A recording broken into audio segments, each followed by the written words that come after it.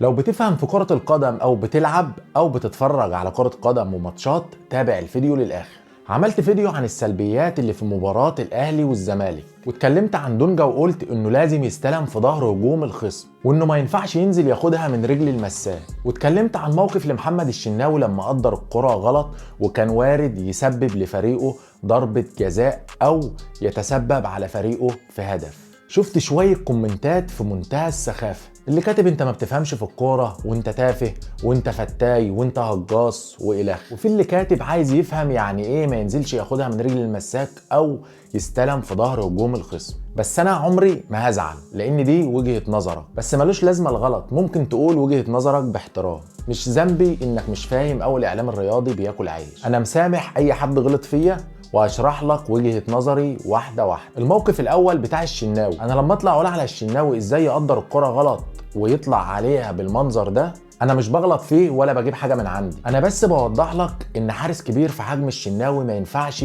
كل 5-6 ماتشات يطلع في كرة غلط زي دي. ولما ذكرت الغلط ووضحته للناس، مش علشان الاهلي والزمالك، علشان هو حارس مصر الاول في منتخب مصر. الموقف الثاني بتاع دونجا بيلعب ديفندر المركز رقم 6. لما قلت بينزل ياخد الكوره من رجل المساك او المدافع، ناس كتير قالت لازم يعمل كده، امال هيعمل ايه؟ ما هو ده واجبه ومركزه، وفي الحقيقه غلط. وناس قالت يعني ايه ما ينزلش يستلم من المدافع، وطلعوني ما بفهمش في الكوره. علشان كده تعالى اوضح لك على السبوره واحده واحده. بص يا نجم مصر، ده خط دفاع الزمالك، وده هجوم الاهلي، وده المركز الديفندر اللاعب رقم 6. تمام؟ الكرة هنا في رجل المساك، وهنا مهاجم الاهلي مدافع الزمالك. هنا دونجا لو جه علشان يستلم من هنا، طبعا ده المهاجم اللي كان بيلعب وقتها كهربا. بص كده، كهربا واقف هنا، قدامه 2 مساكين وقدامه ديفندر. اصبح ان لعيب واحد موقف 3 لعيبه، طبعا باستثناء الباك ليفت وباستثناء الباك رايت. وبكده ما ينفعش دونجا ينزل ياخدها من رجل المساك. طيب لو دونجا وقف هنا ورا خط هجوم الخصم علشان يستلم، وهنا اللاعب اهو مهاجم الاهلي، هنا مهاجم الاهلي داخل يضغط على المساك، طبعا بيبقى فيه 2 مساكين، دايما بيبقى فيه 2 مدافعين على مهاجم واحد، وده المهاجم اهو، وهنا دونجا او مركز الديفندر اللاعب رقم 6. طيب اللاعب كده لو استلم في خط هجوم الخصم، طبعا خط هجوم اي خط هجوم في العالم بيبقى واقف بالمنظر ده مع خط المدافعين كده.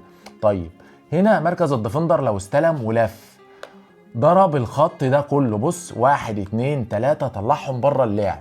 طيب لو نزل استلم هنا امام خط هجوم الخصم ولا اي حاجة، اصبح 1 2 3 4 5، عندك 5 مدافعين موقفينهم مين؟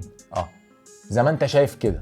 فرق يا جماعة. علشان كده بقول الديفندر ما ينفعش ينزل يستلم قدام خط هجوم الخصم، لازم يستلم في ظهر هجوم الخصم. وهنا المهاجم لو ضغط على المساك ممكن يقدر يلعب الكرة هنا معاه كده كده مدافع زيادة.